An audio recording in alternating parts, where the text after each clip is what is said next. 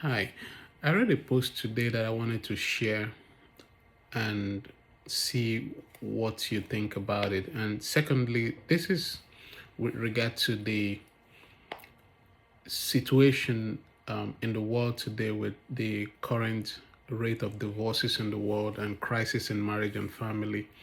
And some of the reasons why these things happen could be avoided if individuals were to understand themselves better or tolerate themselves better or at least love themselves better.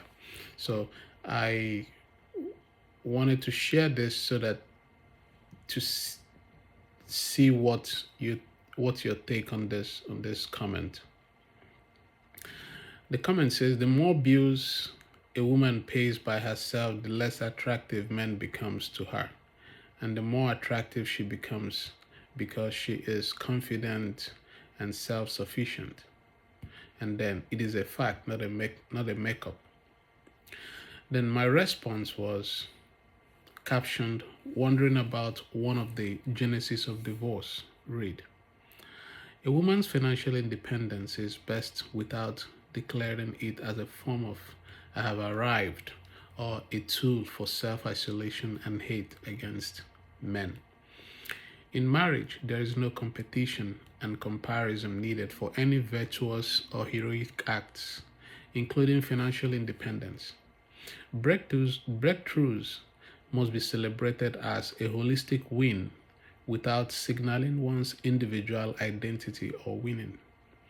Many families today are grappling with divisions between parents because one parent either exerts control and another exerts influence over the other, while another exerts financial power, etc. These aberrations of matrimonial sanity must not be tolerated among believers. Intrinsically, marriage was not designed by God to function as a contract.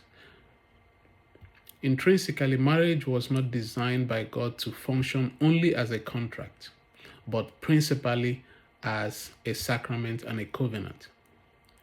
As a matter of fact, signs like these come handy amongst marriage counselors and therapists as manifestation of some interior struggles in marriage.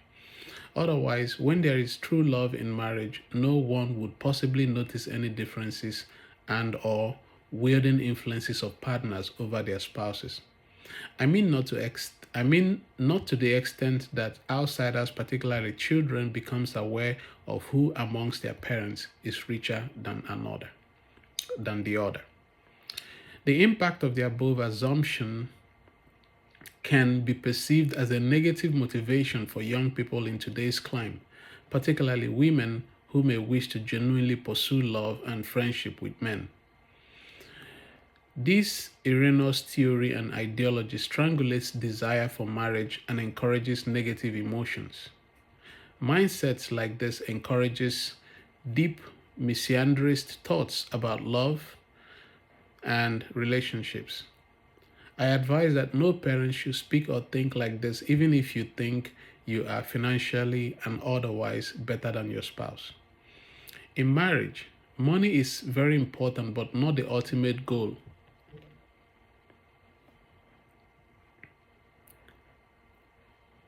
In marriage, money is very important but not the ultimate goal of life and relationship.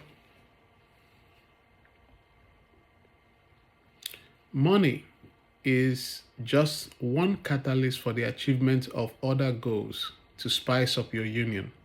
There are many things money can't achieve when it comes to marriage, love, and happiness. Culturally speaking, paying bills is not the role of women, but if by any chance a woman is privileged to provide such services, it should be considered an honor, both herself, honor an honor to both herself and her husband, and must not be used to denigrate men and or undermine the beautiful feminine qualities and roles of women in a man's life. Just as no one can survive in this world without another, in marriage, both parties need one another to thrive. Many people have lost their sense of purpose and good relationships or marriages because they simply assumed with money they can earn respect or love amongst their spouses. On the contrary, all things are not possible with money in marriage. It doesn't work that way. According to the book of Genesis, women were created as glory unto men. Hence, as men rule the world, women rule the man that rules the world. So guess who's in charge of a man's domain? Women. Once again, the above statement monetizes love and makes a blessing that ought to bring genuine attraction and enhance love and deeper intimacy seem like relationships. Once again, the above statement monetizes love and makes a blessing that ought to bring genuine attraction and enhance love and deeper intimacy seem like relationships, marriages, and affection, etc., was all about finance and freedom and was never about love. One can recall in Genesis how God gave man a job first before he gave him a wife, signifying that paying bills was never the main purpose why God created women. And by extension, such acts doesn't define a woman as beautiful or attractive. What makes women attractive and beautiful is far and beyond the financial reach, and it's absolutely beyond the physical realities. A woman's financial freedom is a great privilege and a blessing to her man and to her family. A virtue that must be celebrated, appreciated, and respected. However, in the midst of these virtues, a woman's humility and feminine qualities must also be highlighted because it makes her most attractive and most adorable before God and before her man and before men also.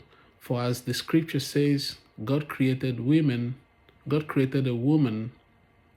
to be helpers of the men, that is their husband in their lives.